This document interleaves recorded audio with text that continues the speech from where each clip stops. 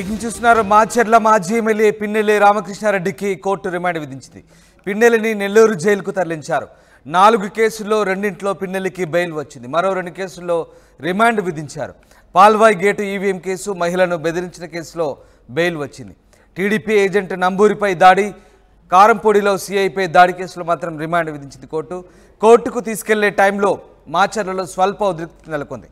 పిన్నెల్లి అరెస్టుతో వ్యతిరేక వర్గం బాణాసంచ కాల్చి సంబరాలు చేసుకుంది. మరోవైపు పోలీసులతో పిన్నెల్లి అనుకూల వర్గం వాగ్వాదం దిగారు. మొత్తం మీద 4 కేసుల్లో 2 పిన్నెల్లికి బెయిల్ వస్తే మరో 2 కేసుల్లో రిమాండ్ విధించారు. పాల్వాయి గేట్ ఈవీఎం, మహిళను బెదిరించిన ఈ 2 కేసుల్లో బెయిల్ మంజూరైంది. ఇక టీడీపీ ఏజెంట్ నంబూరిపై దాడి, కారంపొడిలో సీఐపై దాడి కేసులో రిమాండ్ విధించింది కోర్టు. అయితే కోర్టుకు తీసుకెళ్లే టైంలో పరస్పరం ఇరు వర్గాలు వాగ్వాదాన్ని దిగాయి. దీంతో ఒక్కసారిగా స్వల్ప ఉద్రిక్త పరిస్థితి నెలకొంది. ఇక పిన్నెల్లి రిమాండ్కు సంబంధించి మరింత సమాచారాన్ని మా ప్రతినిధి శ్రీనివాస్ అందిస్తారు.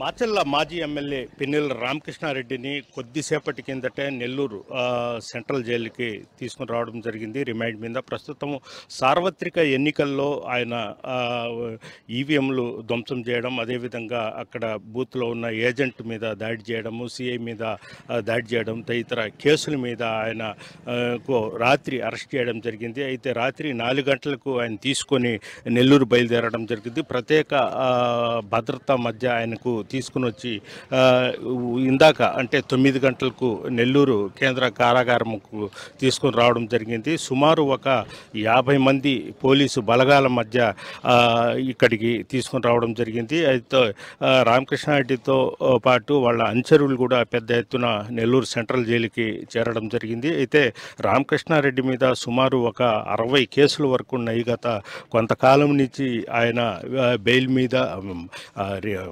విచారణ మీద ఆయన స్టే తెచ్చుకొని కొనసాగిస్తున్నారు. అయితే ఈ కేసులు మొత్తము మళ్ళీ తిరిగి తోడే ఏదైతే ఉన్నట్టు మనకు తెలుస్తుంది. అయితే ప్రస్తుతం మనము నెల్లూరు సెంట్రల్ జైలు వద్ద ఉన్నాము. అయితే పల్నాడు జిల్లా నుంచి వచ్చిన జీబులు అయితే మనం చూస్తున్నాము. ఈ వాహనాల్లో నుంచే ఆయన్ని తీసుకుని రావడం జరిగింది. అయితే నెల్లూరుకి 8 గంటలకు చేరి ఆయన వచ్చిన తర్వాత ఆయనకు వైద్య పరీక్షలు, జైలులోనే వైద్య పరీక్షలు చేయడం జరిగింది. అనంతరం ఆయన వెయిట్ ఎంత ఉంది, వెయిట్ మొత్తము రికార్డ్ చేయడం జరిగింది. ఆ తర్వాత ఆయన లోపలికి తీసుకెళ్ళడం జరిగింది.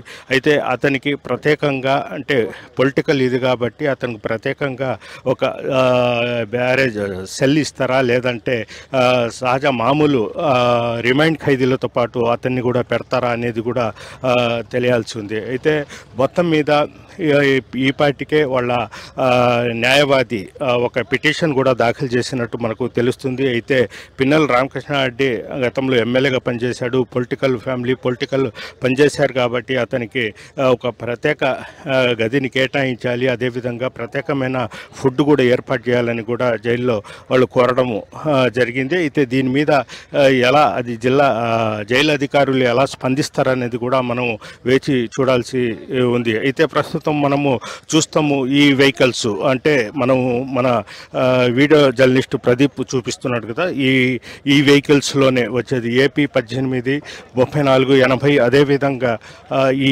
గవర్నమెంట్ పోలీసు వాహనాల్లోనే ఇక్కడ నెల్లూరు సెంట్రల్ జైలుకి తీసుకురావడం జరిగింది. ప్రత్యేక పోలీసు బలగాల మధ్య ఆయనకు ఈ తీసుకుని రావడం జరిగింది. అయితే రాత్రి 4 గంటలకి ఆయన అరెస్ట్ చేసిన తర్వాత ఆయనకు వెంటనే నెల్లూరుకి తీసుకొని రావడం జరిగింది. రాత్రి ఇక్కడికి తీసుకొని రావడం జరిగింది. అయితే 8 గంటలకు ఆయనకు జైలు దగ్గరికి తీసుకొని వచ్చిన తర్వాత ఫస్ట్ ఆయనకు జైలు వైద్యాధికారులు ఆయనకు పరీక్షించడం జరిగింది.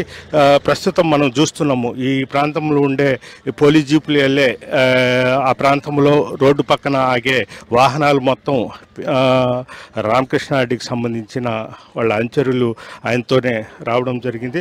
మొత్తం మీద ఆయనకు జైల్లోనే వైద్యాధికారులు ఆయనకు వైద్య పరీక్షలు నిర్వహించారు. అదేవిధంగా వెయిట్ చూడడం జరిగింది. చూసిన తర్వాతే ఆయనకి జైలు లోపలికి పంపించడం జరిగింది. అయితే రామకృష్ణారెడ్డికి ప్రత్యేకంగా ఒక సెల్ కేటాయిస్తారా, అదేవిధంగా ప్రత్యేక భోజనం ఏర్పాటు చేస్తారంటే రాజకీయ ఖైదీ లెక్కలో ఆయనకు చేస్తారా, లేదంటే మామూలు రిమైండ్ ఖైదీలతోనే పెడతారనేది వేచి చూడాల్సి ఉంది. వీడియో జర్నలిస్ట్ ప్రదీప్తో Gayaz, RTV, Nellore central jail నుంచి.